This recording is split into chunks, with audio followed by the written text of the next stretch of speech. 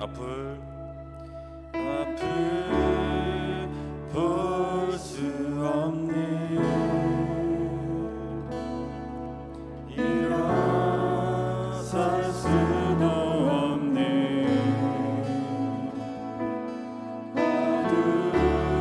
어두웠던 삶도 그가 다시 일으키시네.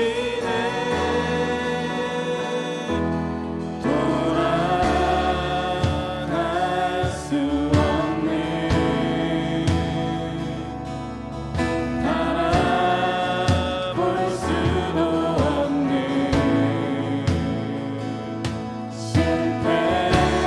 실패했던 삶도 그가 다시 세워주시네. 우리 한 번 더 앞을 볼 수 없는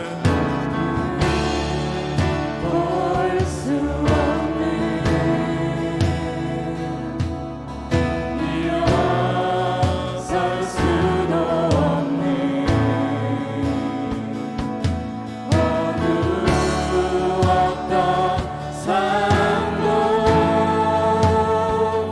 그가 다시 일으키시네. 돌아갈 수 없는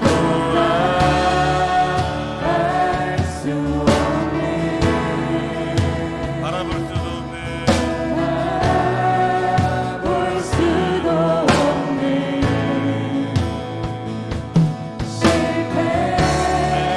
실패했던 삶도 그가 다시 세워주시네.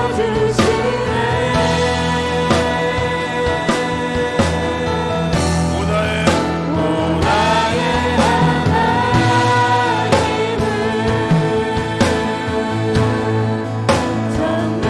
전능하신 왕이라.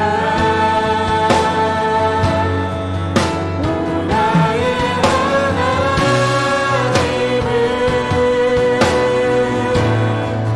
평강의 왕이라.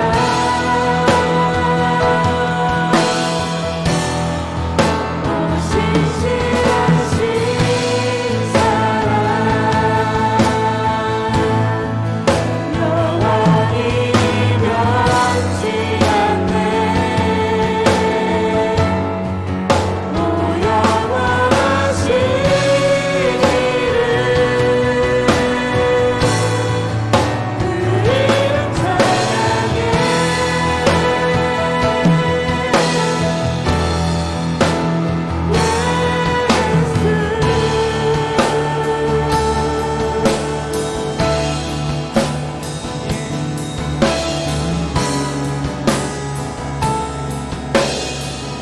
우리 한 번 더 앞을 볼 수 없는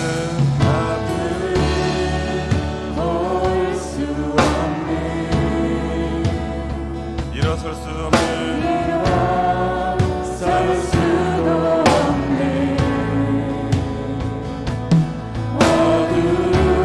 어두웠던 삶도 그가 다시 일으키시네. 돌아갈 수 없는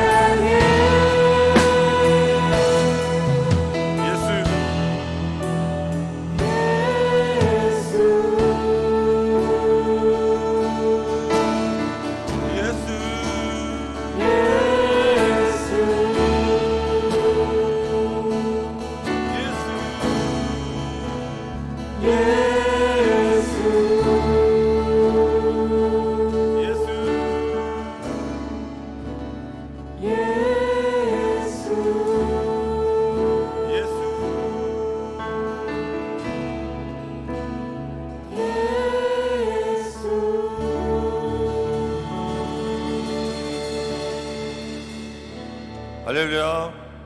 그분이 우리의 구원자요 전능자요 우리 모든 것 된 줄 믿습니다. 아멘.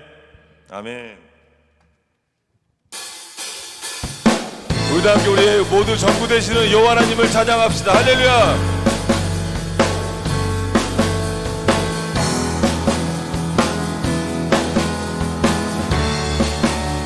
우리도 함께 주발 앞에 나 엎드려 주방 간절히 원해 주 계신 곳 나 바라봅니다. 근심 속에 주 찾을 때 모든 필요 내려놓고 겸손하게 모두 드리리.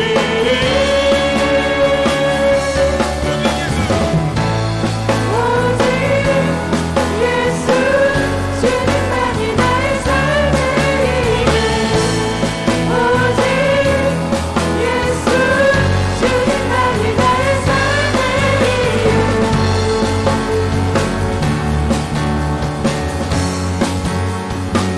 그 함께 언제나 어디서나 크고 깊은 은혜로 주님 항상 내 안에 계시네. 아멘. 변함없으신 주님 어제 오늘 영원히 같이 함께 하시네. 오직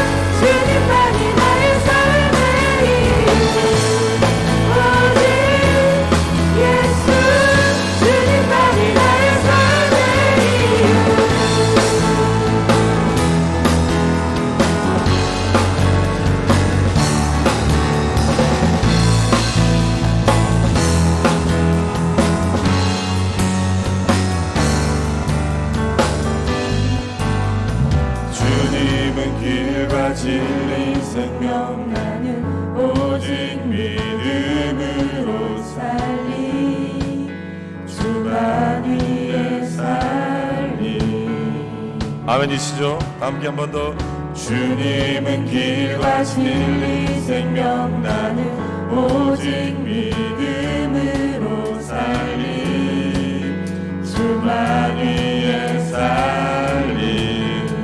다 함께 목소리 높여서 주님은 길과 진리 생명 나는 오직 믿음으로 살리 주만 위에 살리. 한 번 더. 주님은 길과 진리 생명 나는 오직 믿음으로 살리 주만 위에 살리. 오직 예수 주님만이 나의 삶의 이유. 오직 예수 주님만이 나의 삶의 한 번 더. 오직 예수. 오직 예수 주님만이 나의 삶의 이유. 오직 예수 주님만이 나의 삶의 한 번 더. 오직 예수. 오직 예수 주님만이 나의 삶의 이유. 오직 예수 주님만이 나의 삶의 이유. 할렐루야. 여호와는 기도 통하 영광 받으시겠습니다. 할렐루야. 아멘. 아멘. 할렐루야. 주님이 우리의 삶의 이유가 되십니다. 아멘. 삶에 실패하고 삶이 조금 부족해도 주님으로 만족하는 은혜를 누리길 소망합니다. 아멘.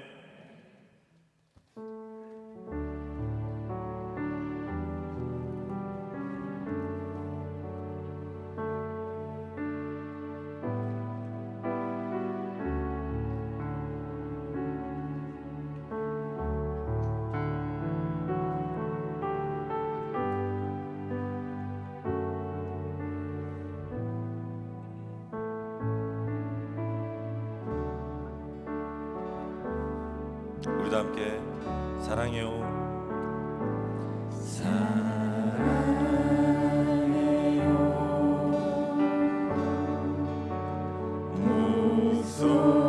목소리 높여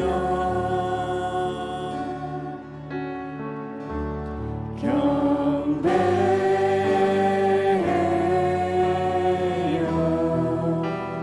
내 영혼 기뻐. 오 나의 왕. 오 나의 왕 나의 목소리. 나의 목소리 주님 위에 곱게 곱게 울리니. 우리 한 번 더 우리의 마음을 담아서 고백합시다. 사랑해요.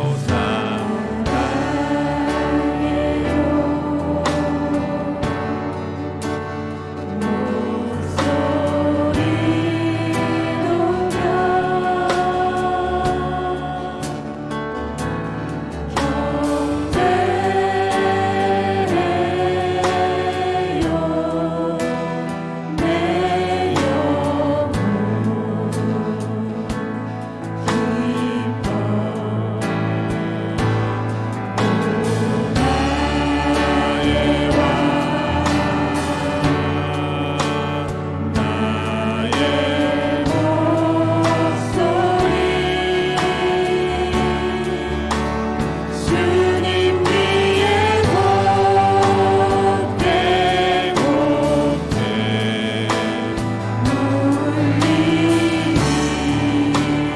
울리니. 우리 함께 소리 높여서 사랑해요.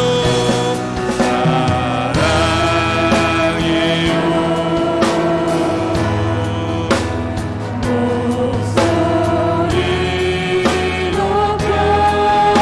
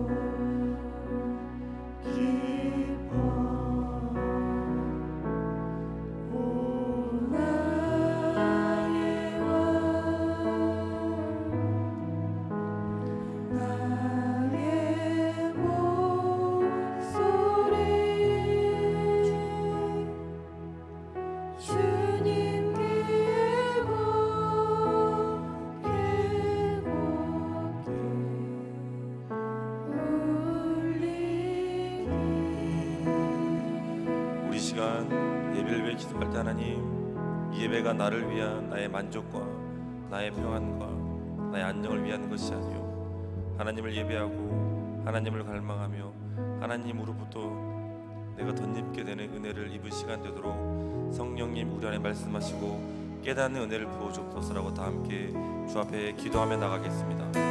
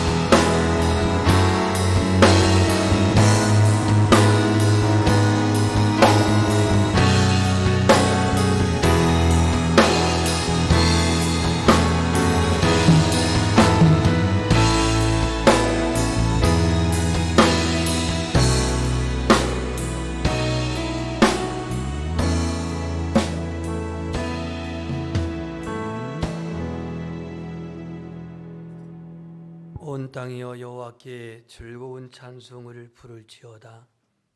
기쁨으로 여호와를 섬기며 노래하면서 그의 앞에 나아갈지어다. 여호와가 우리 하나님이신 줄 너희는 알지어다. 그는 우리를 지으신 이여 우리는 그의 것이니 그의 백성이여 그의 기르시는 양이로다. 감사함으로 그의 문에 들어가며 찬송함으로 그의 궁정에 들어가서 그에게 감사하며 그의 이름을 송축할지어다.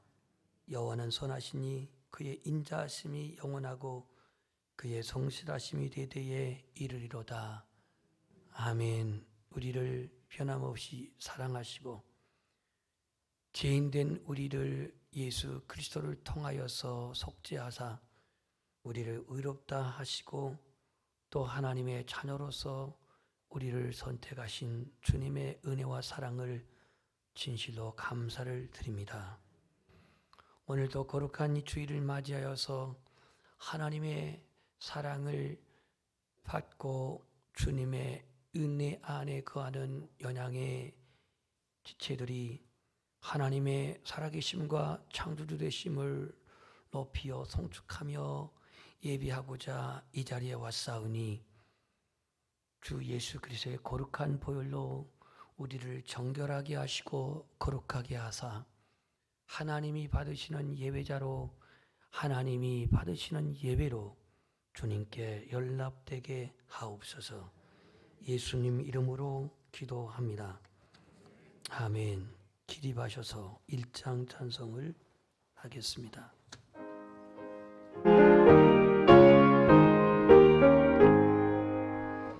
만복의 근원한 하나님 온 백성 찬송 드리고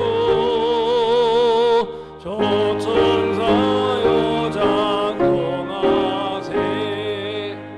찬송 성부 성자 성령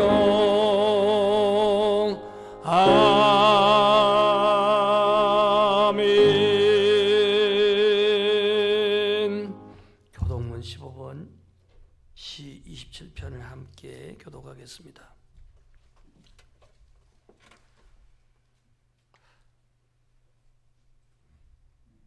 여호와는 나의 빛이요 나의 구원이시니 내가 누구를 두려워하리요.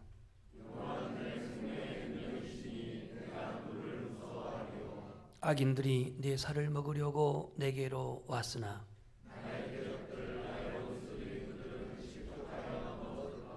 군대가 나를 대적하여 지인 칠지라도 내 마음이 두렵지 아니하며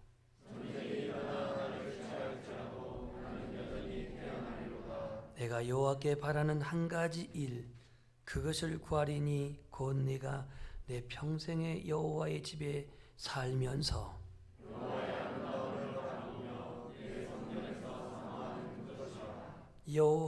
여호와께서 환난 날에 나를 그의 초막 속에 비밀히 지키시고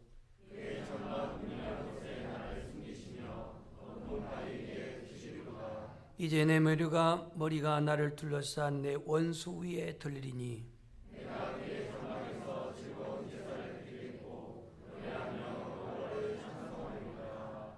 아멘. 나는 전능하신 아버지 하나님 천지의 창조주를 믿습니다. 나는 그의 유일하신 아들 우리 주 예수 그리스도를 믿습니다. 그는 성령으로 잉태되어 동정녀 마리아에게 나시고 본디오 빌라도에게 고난을 받아 십자가에 못 박혀 죽으시고 장사된 지 사흘 만에 죽은 자 가운데서 다시 살아나셨으며 하늘 오르시어 전능하신 아버지 하나님 우편에 앉아 계시다가 거기로부터 살아있는 자와 죽는 자를 심판하러 오십니다. 나는 성령을 믿으며 거룩한 공교회와 성도의 교제와 죄를 용서받는 것과 몸의 부활과 영생을 믿습니다. 아멘. 앉으셔서 주기도문 찬송을 들으시고 오늘 예배를 위해서 김찬중 장로님 기도하겠습니다.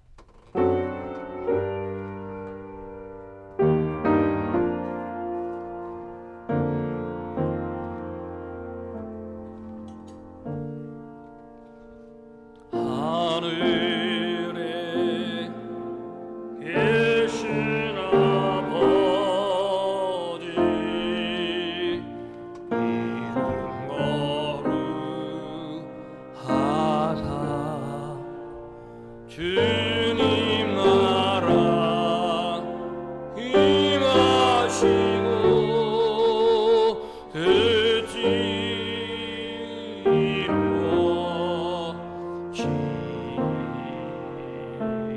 이루어지이다. 일용할 양식 주시고 우리들의 근죄 다 용서하옵시고 또 시험에 들게 마시고 악에서 구하나소서. 대개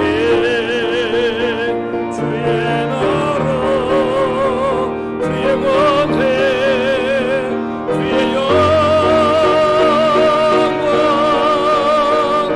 영원히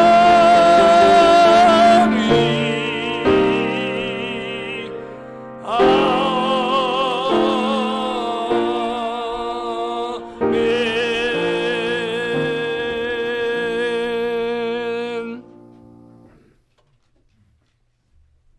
하나님이여, 내 속에 정한 마음을 창조하시고 내 안에 정직한 영을 새롭게 하소서. 주의 구원의 즐거움을 내게 회복시켜 주시고 자원하는 심령을 주사 나를 붙드소서. 전능하신 하나님 아버지, 이 거룩한 주일을 허락하시고 거룩한 주의 제단에 함께 모여 예배를 올릴 수 있도록 저희를 불러주시니 감사합니다. 주님께 찬양과 영광을 드립니다. 아버지, 지난 한 주간도 주님의 은혜와 사랑 가운데 우리 모두 세상 속에서 살았습니다. 우리의 모든 생각과 행동들이 알게 모르게 죄악 속에 동화되었습니다. 주님의 말씀과 순간 멀어지고 주님의 향기를 잃어버릴 때가 많았습니다. 주님, 이 시간 모든 죄가를 토설하며 회개하오니 성령의 불로 소멸하소서. 깨끗하게 하여 주시옵소서. 정말 신령과 진정으로 주님께서 원하시는, 주님이 받으시는 예배가 되도록 인도해 주시옵소서. 아버지, 거룩한 주일날 이 나라 이 민족을 기억하시고 정말 우리 한국 민족이 하나님을 두려워하며 사람을 서로 사랑하며 하나님의 말씀에 순응하는 우리 한민족이 되기를 원합니다. 주님, 우리 국민들은 힘듭니다. 위로부터 대통령을 비롯한 모든 정치권들이 서로 얼굴을 붉히며 네가 잘났다, 네가 잘났다 서로 쌓아가는 통에 정말 우리 힘듭니다. 정말 이 나라 이 민족이 내 이웃을 내 몸과 같이 사랑하는 민족 되게 도와주십시오. 진정으로 이웃이 누구인지 진정 이웃을 서로 도와주는 선한 민족으로 살게 하여 주시옵소서. 아버지, 이 시간 우리 연양교회를 지켜주시고 사랑하여 주시니 감사합니다. 서로 많은 기관들이 서로 상부상조하며 협력하며 중보하며 기도하며 나가기 원합니다. 그리하여 더욱 증가되고 배가 되는 우리 교회가 되게 하여 주시옵소서. 아버지, 간절히 바랍니다. 지난 3년 동안 코로나로 인하여 휴면기에 있는 모든 연양의 식구들 다시 한번 주님 앞에 나와 기도하길 원합니다. 주님, 1층부터 4층까지 예배당이 많이 비어 있습니다. 빈자리가 많습니다. 그들이 어느 곳에 있든지 어디에 있든지 불러주시고 그곳에서도 하나님을 찾고 이곳에서도 함께 예배할 수 있는 그런 마음들을 주셔서 다음 주에는 함께 예배할 수 있도록 건강한 공동체로 다시 이루어설 수 있도록 도와주시오. 아버지, 이 시간 우리 귀한 담임 목사님 말씀 선포하실 때 그 말씀이 우리들 심령 속에 100배의 결실로 맺게 하여 주시옵소서. 그 말씀을 듣고 우리 모두 세상에서 승리하는 우리 연양의 모든 식구들이 되게 하여 주시옵소서. 또한 우리 담임 목사님 언제나 건강하게 하시고 성령 충만하고 권능 충만하게 인도하여 주시옵소서. 아버지, 이 자리에 몸이 불편하고 마음이 불편한 심령들 많습니다. 정말 주님의 옷자락을 잡고 기도하는 저들의 간구를 들으시고 치료하여 주시옵소서. 깨끗하게 회복되길 원합니다. 주님, 우리는 기도할 뿐입니다. 주님께서 이 시간 역사하시고 권능으로 임하여 주시옵소서. 아버지, 예배를 도우는 많은 손길들이 있습니다. 숨어서 수고하고 역사하는 저들의 봉사와 충성을 주님 기억하시고 인도하여 주시옵소서. 예배의 시종을 주님께 의지합니다. 주님 홀로 영광 받아 주시옵소서. 예수님의 이름으로 기도합니다. 아멘.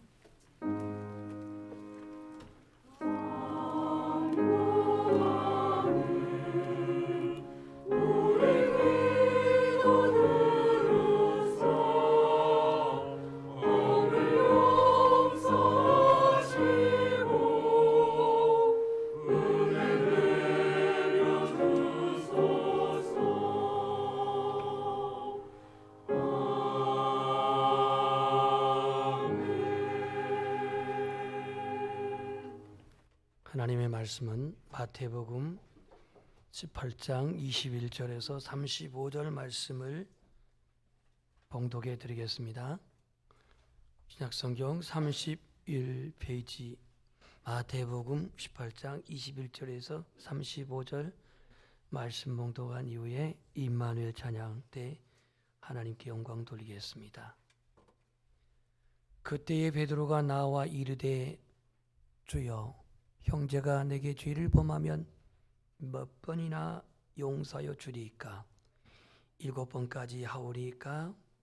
예수께서 이르시되 내게 이르노니 7번뿐 아니라 7번을 70번까지라도 할지니라.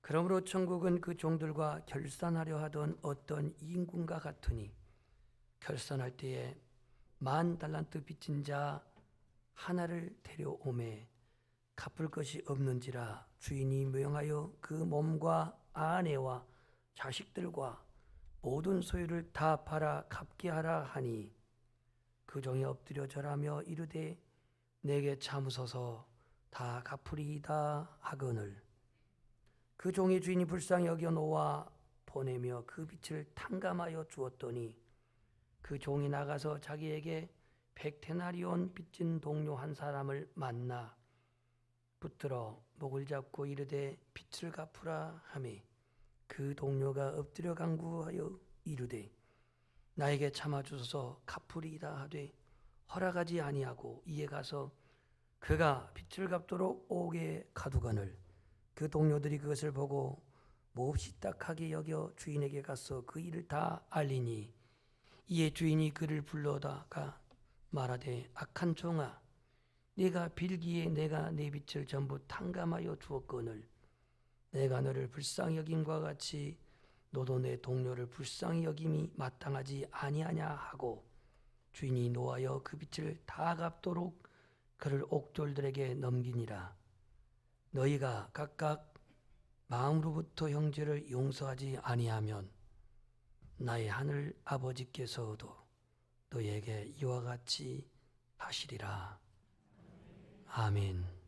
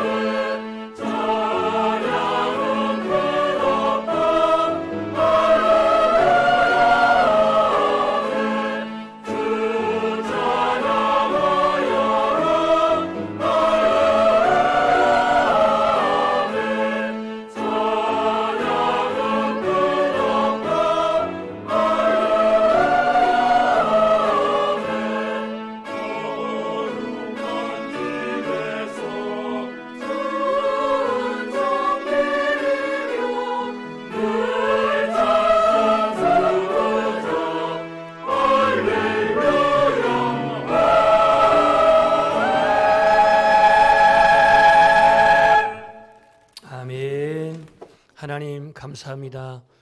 오늘 우리에게 귀한 성의를 주셔서 하나님께 우리가 신령과 진정으로 예배하게 하신 주님, 오늘 제자들에게 하신 주님의 말씀, 곧 우리에게 하신 주님의 말씀 앞에 귀를 기울입니다.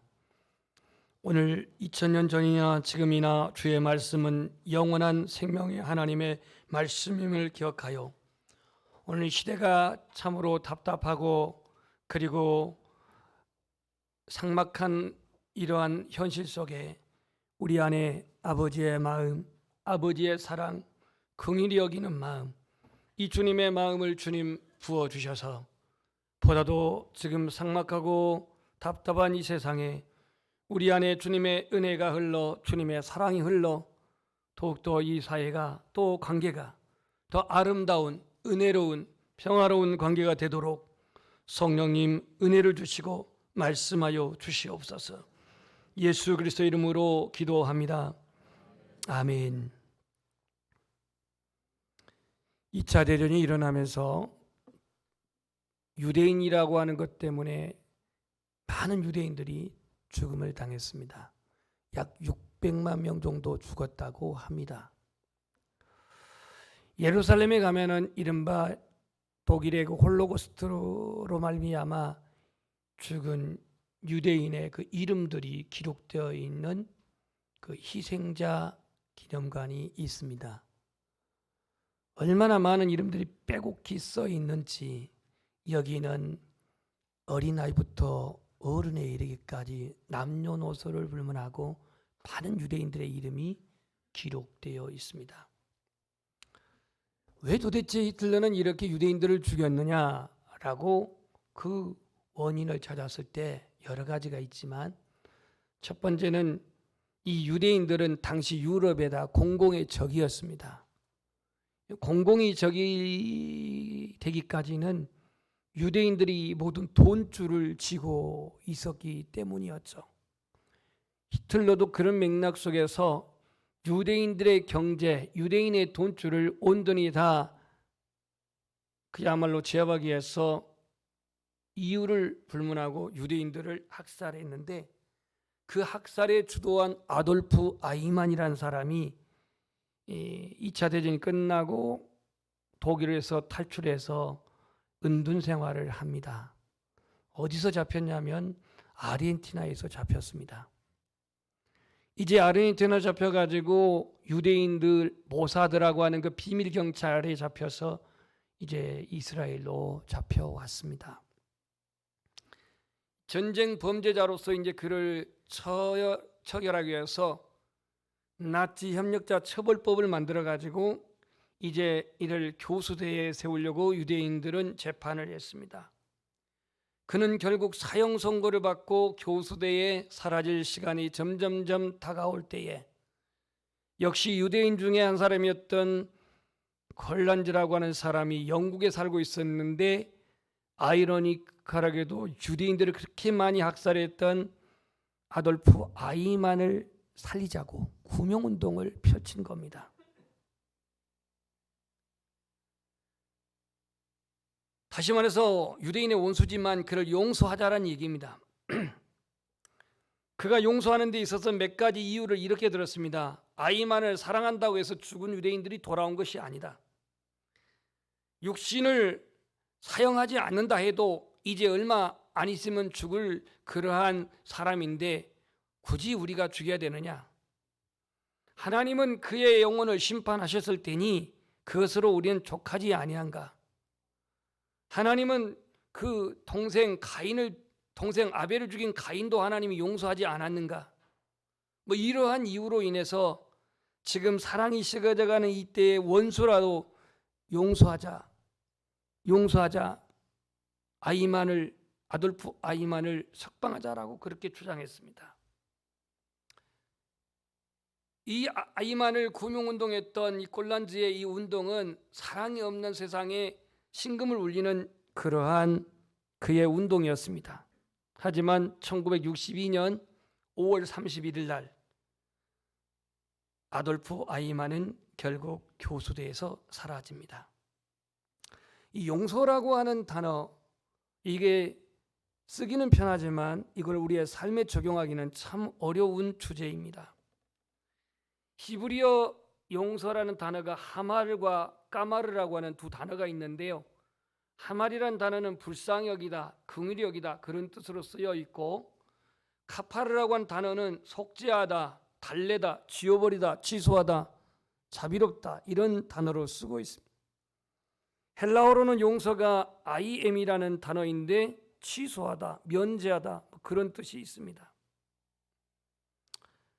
오늘 우리가 하나님의 말씀을 듣고 하나님의 말씀을 읽고 살아가는 이 시대에 이 용서라고 하는 단어를 우리가 삶 속에 적용하는데 여러 가지 많은 장애물들이 우리 안에 존재합니다. 오늘 본문 말씀은 그때의 베드로가 나와 주님께 이런 질문합니다. 형제가 내게 죄를 범하면 몇 번이나 용서하여 주리까? 몇 번이나 용서하여 주리까?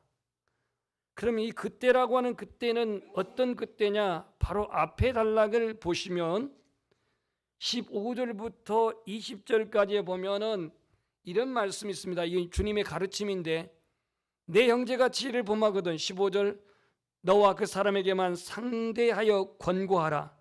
만일 들으면 내가 그 형제를 얻을 것이요 만일 듣지 아니하면 한두 사람을 데리고 와서 두세 증인으로 입으로 말마다 확증하게 하라 하면서 형제가 잘못했을 때 공동체 안에서, 가족 안에서, 직장 안에서, 교회 안에서, 공동체 안에서 형제가 잘못했을 때 어떻게 해야 될 것이냐, 그 잘못을 어떻게 해야 할 것이냐라고 하는 주제를 가지고 주님이 말씀합니다. 주님은 거기서 용서를 통해서 하나님과의 관계가 막히지 않도록 하라고 말합니다. 그가 만약에 받아들이지 않는다면 이방인같이 세리같이 여기라고 하지만 그가 받아들인다면 용서를 하라고 이렇게 말합니다. 왜냐하면 땅에서 매이면 하늘에서 매이고 땅에서 풀리면 하늘에서 풀리라고 하면서 이 말씀을 하셔요. 그 말을 들었던 베드로가 오늘 하는 질문이 주여 형제가 내게 죄를 범하면 몇 번이나 용서하리까? 7번까지 하오리까? 도대체 베드로는 무슨 근거로 7번이란 말을 쓰고 있을까? 랍비의 전승에 보면은요, 유대인들은 3번까지는 용서하라고 하는 게 이 랍비의 전승에 나와 있습니다. 그런데 이 베드로, 다혈질인 베드로는 7번이라도 용서하오리까라고 이렇게 큰맘 써서 말을 합니다. 그런데 예수님은 뭐라고 답변하냐면 7번뿐 아니라 7번을 70번까지라도 하라 그랬습니다. 이거는 숫자를 제한한 얘기가 아닙니다. 용서에는 숫자의 제한이 있는 게 아니라 끝까지 용서하라 이겁니다.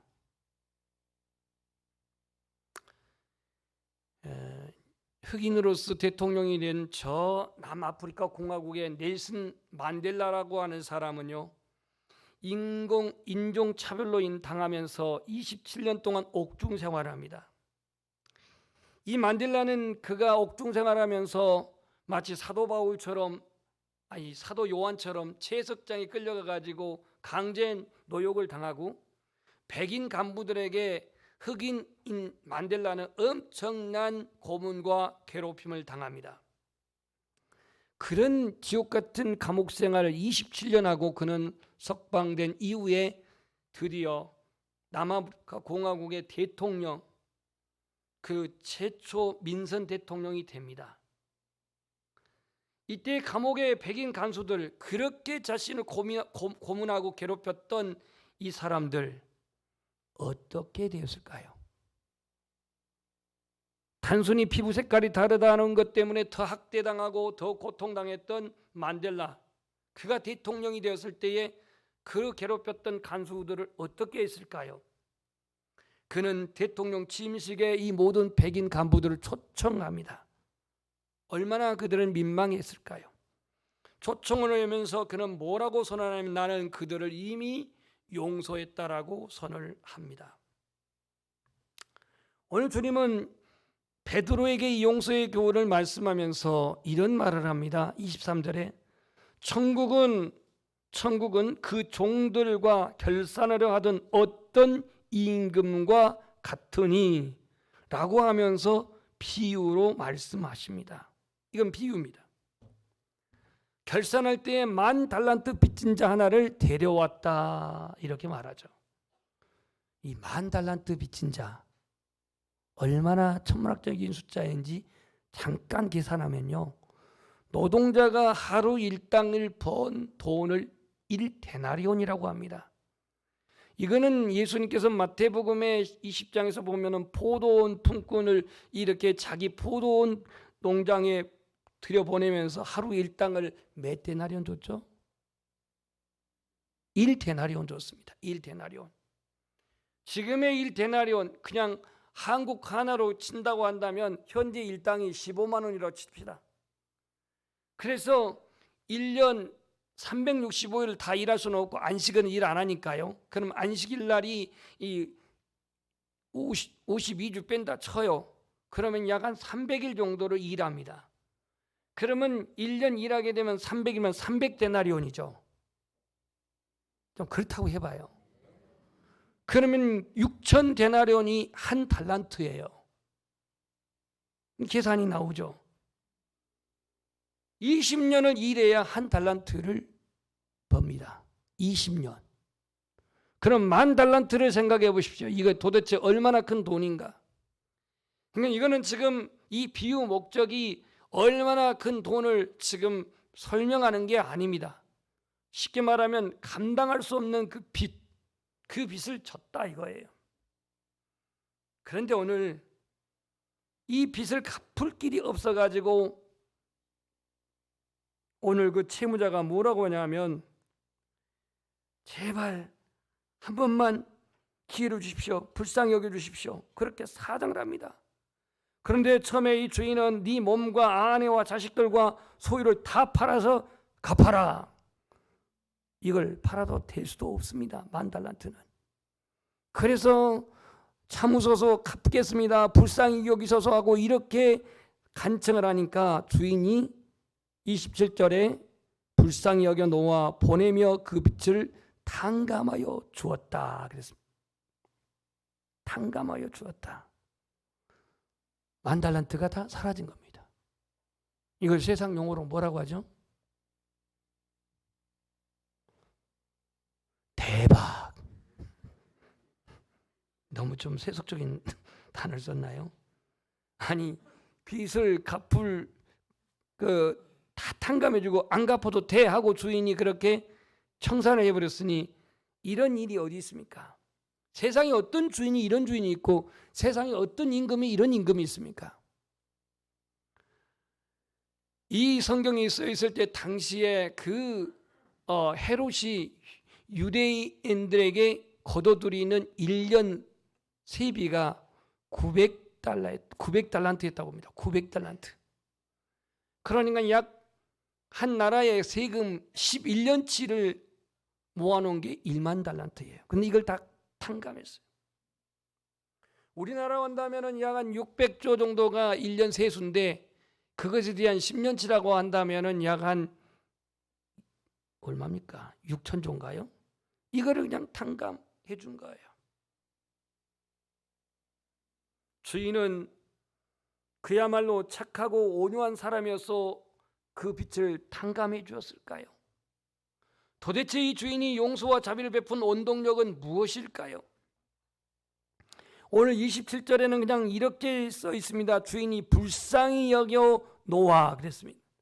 이전 개역 성경에는 긍휼히 여겨 놓아 그렇게 쓰고 있는데 불쌍히 여겨서 긍휼히 여겨서 그를 놓아줬다. 탕감해줬다. 라고 이렇게 말합니다. 도대체 예수 그리스도 아버지 하나님의 긍휼하심의 사랑이 얼마나 위대하고 얼마나 큰가를 보여주고 있습니다. 바울은 골로새 2장 13절부터 15절에 이런 말합니다. 또 범죄와 육체의 무할례로 죽었던 너희를 하나님이 그와 함께 살리시고 우리 고백합시다. 우리의 모든 죄를 사하시고 우리를 거스리고 불리하게 하는 법조문으로 쓴 율법입니다. 증서를 지우시고 제하여 버리사 십자가에 못 박으시고 성경은요 우리를 정죄하는 그 정죄받지 않아도 된다라고는 증서가 성경입니다. 우리를 자유케 했다고 하는 그 증서가 성경입니다. 예수 안에 있는 우리를 하나님이 모두 용서하고 탕감해 줬다라고 하는 사실을 기록하는 증서가 바로 성경입니다. 그렇다면 우리를 용서하고 탕감해 주신 근거는 무엇입니까? 오늘 본문에는 그 주인의 불쌍히 여기심, 긍휼히 여기심 이것이 탕감해 준 근거라고 말하고 있습니다. 갚을 수 없는 10,000달란트 빚진 자, 그의 노력을 다해서 몸을 팔고 자식을 팔고 심지어 아내를 팔고 모든 소유를 팔아도 갚을 수 없는 그 무한대의 그 빚을 불쌍히 여기는, 사랑이 여기는, 긍휼히 여기는 그 마음 하나만으로 빚을 다 탕감해 주었다라는 거예요. 용서는요 상대방에게 무엇을 받으려고 하면은 절대 이루어질 수가 없습니다. 용서는요 상대방을 불쌍히 여기는 마음 없이는 이루어질 수가 없습니다. 용서는요 무조건적인 긍휼과 그에 대한 사랑에서 용서가 나올 수가 있습니다. 잠언 기자는 노하기를 더디하는 것이 사람의 슬기요 허물을 용서하는 것이 자기의 영광이다. 용서하는 것은 자기의 영광이라 그랬습니다. 예수님은 마가복음 11장 25절에 서서 기도할 때 아무에게나 혐의가 있거든 용서하라. 그리하여야 하나님 너희 아버지께서도 너희 허물을 사하여 주시리라 그랬어요. 사하여 주시리라. 바울은 에베소서 4장 32절에 서로 친절하게 하며 불쌍히 여기며 서로 용서하기를 하나님이 그리스도 안에서 너희를 용서하심 같이 하라. 그래서 오늘 1만 달란트 빚진 자는 모두 탕감을 받았습니다. 문제는 그 다음에 벌어집니다. 28절. 그 종이 나가서, 탕감받은 종이 나가서 자기에게 100데나리온 빚진 동료 한 사람을 만나 붙들어 목을 잡고 이르되 빚을 갚으라. 이 사람이 지금 목을 잡고 빚을 갚으라고 한 것을 지금 우리식의 현대판으로 말한다면 멱살 잡고 너 이놈 오늘 잘 만났다. 너 빨리 빚 갚아. 너 빚 갚지 않으면 고소할 거야. 고발할 거야. 이러면서 이제 그 100데나리온 빚진 동료를 잡고 빚 갚으라고 독촉을 합니다. 100데나리온은요 노동자의 약 3개월치의 그러한 임금입니다. 하루 한 데나리온 치면은 한 달이면 30데나리온, 세 달이면 90데나리온이니까 정확하게 세 달하고 10일 정도의 인건비, 이거를 안 갚았다고 지금 멱살을 잡고 덤빕니다.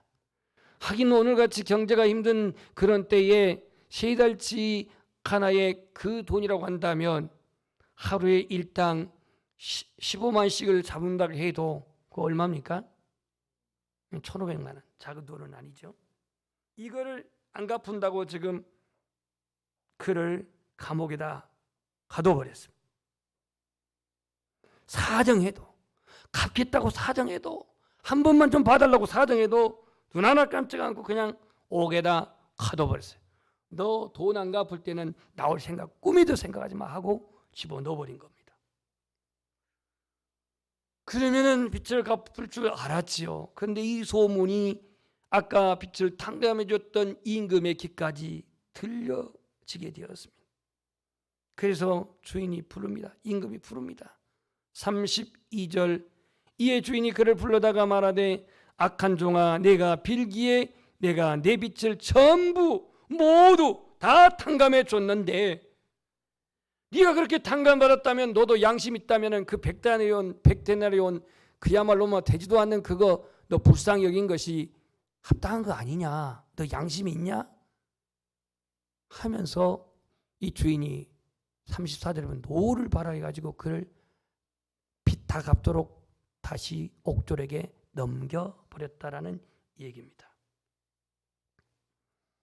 이 사람은요 주인에게 10,000달란트를 다 탕감받았다는 사실을 잊어버렸는지 기억 안 하고 있는지 그것이 큰 은혜였다는 사실을 몰랐는지 자기 자신이 그렇게 큰 빚을 탕감받았고 제로 상태에서 나온 그가 그 세상으로 말하면 1만 달란트의 그야말로 한 점에 불과한 100데나리온을 안 갚았다고 감옥에다가 집어넣어버렸어요. 그는 용서받는 것은 수용을 했지만 용서하는 것은 거부했습니다. 예수님은 긍휼과 사랑을 통한 무조건 용서하시기를 기대하시는데 오늘 10,000달란트 탕감받은 사람은 용서하지를 않았습니다. 우리나라의 아픈 역사 중에서 제주도 4.3 사건이 있습니다. 그리고 우리 주변에 있었던 여순 반란 사건이 있습니다. 사실 제주도 4.3 사건이나 여순 반란 사건의 일부 자익이 개입한 것은 사실이지만 그러나 그걸 진압하는 과정 속에서 그와 아무 관계도 없는 사람들을 빨갱이 프레임을 씌워가지고 집단 학살을 해버렸습니다. 제주도 같은 경우는 기관총으로 그냥 다 학살을 해버렸습니다. 이 여순 반란 사건은 여기에 주도하는 군인들로 여수 사건을 진압하라 했더니 우리는 같은 동포에게 총을 쏠 수 없다. 그렇게 해서 거부한 것이 반란 사건의 또 원인이 되기도 했습니다. 문제는 잘못을 사용하지 않고 사건을 전략적으로 이용해 먹는 정치인들의 부족함이 문제이기도 하지만 일본 시민 통치로 말미암아서 독립군의 후손들 그리고 또 많은 그러한 피해받은 사람들의 그 후손들의 상처, 그런가 하면 공산주의로 말미암아서 많은 그 재산 피해와 물적 피해와 인명 피해를 당했던 이른바 공산주의로 말미암아 상처받은 후손들, 이 모든 것들이 서로 맞물려 가지고 용서가 안 돼. 여기서 진영의 대립이, 이 이념의 대립이 이루어져 가지고 지금까지도 국민들이 이 모든 피해적 손상을 입고 있습니다. 이제는 이 모든 것들을 이겨내고 극복하고 용서하고 이 대한민국의 나라가 미래로 나아가야 할 줄 믿습니다. 예수님은 마태복음 6장 14, 15절에 너희가 사람의 잘못을 용서하면 너희 하늘 아버지께서도 너희 잘못을 용서하시리라. 너희가 사람의 잘못을 용서하지 아니하면 너희 아버지께서도 너희 잘못을 용서하지 아니하시리라. 상대방에 대한 용서는 곧 자기 자신에 대한 용서임을 알 수 있습니다. 오늘 본문 말씀 결론이 그렇습니다. 너희가 각각 마음으로부터 형제를 용서하지 아니하면 나의 하늘 아버지께서도 너희에게 이와 같이 하시리라. 여기서 이 주님의 엄중한 말씀, 이와 같이 하시리라 그랬습니다.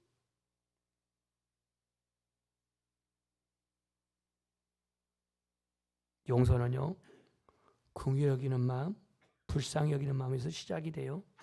용서는요, 하나님이 나를 1만 달란트 받은 나를, 빚진 나를 주님께서 다 탕감해 주었다고 하는 그 구속의 은혜에서 용서가 시작되는 거예요. 내가 용서받았다면 용서를 할 수 있어야 됩니다. 오늘 내가 용서했다고 해서 화해가 되어진 것은 아닙니다. 용서했다고 해서 화해가 곧바로 이루어진 건 아니에요. 시간이 더 필요합니다. 내가 상대방을 용서했지만 상대방과의 화해는 시간이 더 필요로 합니다. 어디서? 요셉의 사건에서 한번 보죠. 요셉은 형제들에게 미움받고 요셉은 형제들에게 배반당해서 그는 팔려가 가지고 이집트에서 많은 고통을 당했습니다. 아마 그 16, 17살 때에 팔려갔기 때문에 감수성이 예민했던 이 요셉에게서는 그게 아마 지울 수 없는 상처가 됐을 거예요. 내가 여기서 나아가기만 해봐라.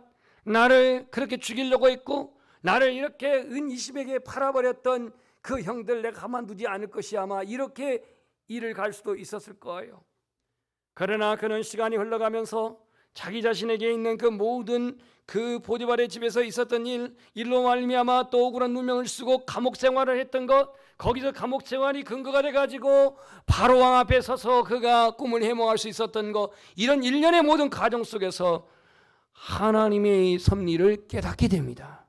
그래서 그는 형제들을 용서합니다. 하지만 화해가 이루어진 건 아닙니다. 양식을 얻으러 온 형제들 1차, 2차에 거쳐서 양식을 가지러 온 형제들이 과연 어떠한 마음을 가지고 있는지 테스트도 다 해봅니다. 그리고는 그가 결국 자기의 정체를 드러내고 형제들과 화해의 시간을 갖습니다. 우리 한번 따라서 용서는 일방적으로 할 수 있지만 화해는 상호적이다. 그러니까 용서했다고 그냥 서먹서먹 관계가 그 상처냈던 감정이 그냥 치유돼 가지고 금방 화해되는 게 아니에요. 시간이 걸려요. 요셉이 피해의식을 주장하고 나는 너희들 때문에 진짜 이 이집트에서 그 고생을 하고 그 고통의 그러한 대가를 지불하고 억울한 그런 감옥 생활도 했다라고 하는 이러한 피해의식을 주장하면서 보복하려고 했다면 용서가 가능했겠습니까? 그러나 그는 자신의 감정보다도 자신의 상처보다도 하나님께서 우리 가정을 구원하기 위한, 하나님께서 그 가뭄과 그 흉년으로부터 우리 가정을 구원하기 위한 그러한 하나님의 섭리를 깨달아 우리 가정을 구원하기 위해서 하나님이 나를 이집트에 보내려고 하는 과정이었다라고 한 것을 깨닫는 순간 그는 형제들을 용서하게 됩니다. 자신에 대한 미움과 배척, 거절당함으로 인한 큰 마음의 상처, 이 굴레에서 벗어나게 돼요. 억울함과 증오심과 배신감의 굴레를 벗어버리는데 그는 이집트에서 시간이 필요로 했습니다. 그렇다고 해서 형제들하고 화해가 된 것은 아니죠.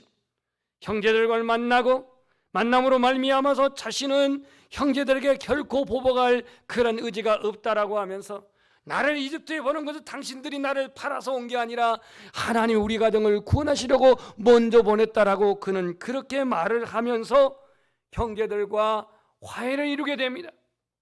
비로소 요셉의 마음 안에는 원망과 그 모든 불평이 다 사라지고 형제들은 화해를 통해서 과거의 죄의식, 동생을 팔았다, 매일 그렇게 인신매매했다, 동생을 미워했다라고 하는 그런 죄의식과 또한 요셉으로 말미암아 보복당하려는 그런 공포에서 자유케 된 줄 믿습니다. 용서 후에 그 다음에 화해가 이루어졌어요. 안산 제1교회 고은 목사님의 설교 예화인데요. 어느 목사님이 개척교회 시절 중고 소형 자동차를 타고 신방을 가다가 그는 신호 대기하고 있는 벤츠 승용차, 최고급 벤츠 승용차를 추돌했습니다. 그리고는 그가 나와가지고 그 벤츠차 이 조수석이 완전히 다 문짝이 날아갔는데 죄송합니다. 제가 기도하다가 운전할 때 기도할 때 눈 뜨고 기도해야 합니다.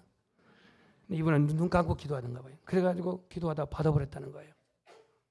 그러면서 그 보험 처리 부탁을 드립니다 하면서 이렇게 사정을 했습니다. 그랬더니 그 벤츠에서 나온 그 신사가 그 소형차를 타고 온 그분 목사님인지 아직 모릅니다. 그 목사님이 이제 내가 기도하다가 이렇게 사고 내서 죄송합니다. 제가 아무개 목사입니다. 라고 말하니까 이 벤츠에서 내려온 신사가 목사님 안 다쳤으면 됐습니다 하면서 내 차는 내가 보험 처리로 하겠습니다. 그러니 염려하지 마십시오. 목사님 잘못을 인정하시니 정말 고맙습니다. 제 차는 제가 수리하겠습니다. 라고 이제 명함을 주었습니다. 시간이 지나 보험 청구서가 날라올 줄 알았는데 보험 청구서가 날라오지가 않습니다. 전화도 오지 않습니다. 대신에 시간이 한 달 지나가지고 교회 마당 앞에 중형 새 차가 한 대가 도착해 있었습니다. 거기에는 그렇게 메모지가 써 있습니다. 저는 지난번 사고 때 만난 집사입니다. 저는 큰 회사를 경영하고 있습니다. 가난한 목사님을 보고 마음이 너무 아팠습니다. 그래서 주님의 이름으로 자동차를 드립니다. 내 차는 보험으로 제가 고쳤습니다. 라고 이렇게 쪽지가 쓰여 있었습니다. 사실 교통사고 나게 되면 네가 잘못했냐 내가 잘못했냐 얼마나 따집니까? 이 몇 프로냐 막 싸우고 그러죠. 이 팔레스타인에요. 이 빛이라고 하는 빛의 원어를 호바라고 단어를 쓰고 있는데 그 빛도 호바라고 쓰고 있고요. 죄도 호바라는 단어를 씁니다. 그래서 빌린 돈의 빛을 호바라고 쓰고 있고 또 죄라는 단어도 하나의 호바라는 단어로 써요. 그러니까 이 호바라는 단어를 죄로 번역한다면 인간은 하나님 앞에서 그 무엇 행동, 그 무엇 헌신, 그 무엇 선행으로 자기 죄를 탕감받을 수 없는 죄인이란 사실입니다. 그런데 오늘 온유하시고 긍휼이 풍성하시고 자비로우신 임금이신 하나님은 우리의 모든 빚을 다 탕감해 주었습니다. 모두요. 모두.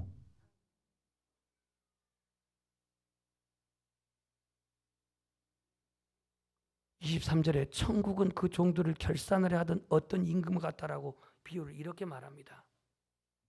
하나님께 용서받는 우리, 그 은혜를 기억한다면 우리는 어떤 자잘한 그런 이웃과의 잘못을 용서하지 못할 게 없어요.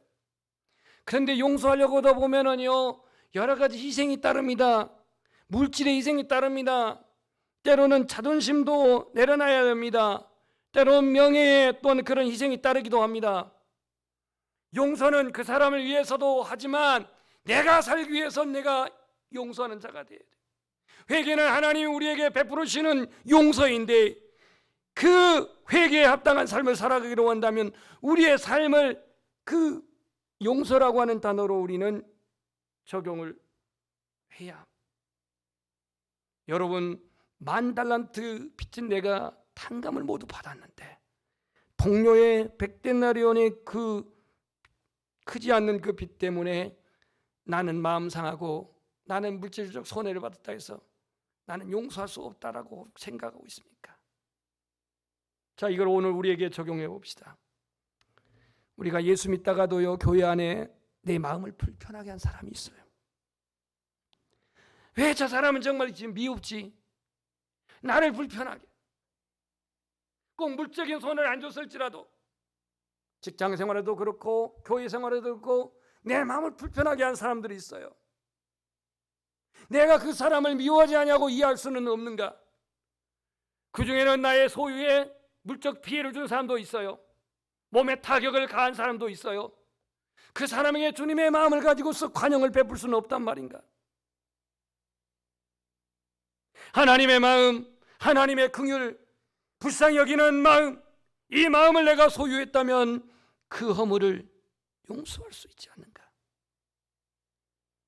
마음을 불편하게 하는 사람, 아직도 이해가 잘 되지 않은 사람, 거기에 내가 이 주님의 마음을 가지고 그를 수용하고 관용을 베풀 수 있는 아버지의 마음을 적용할 수는 없나요? 혹 아직 물질을 돈을 구가서 갚지 않았어요? 떼먹었어요? 물질의 손해나 마음의 상처를 준 그 사람, 아직도 용납이 안 되어져서 하나님과 관계의 기도에 막혀 있지는 않습니까?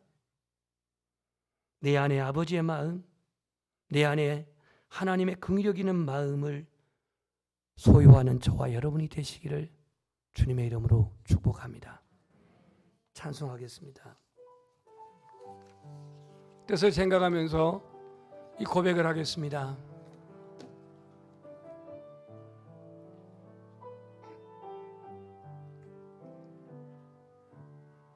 내가 먼저 손 내밀지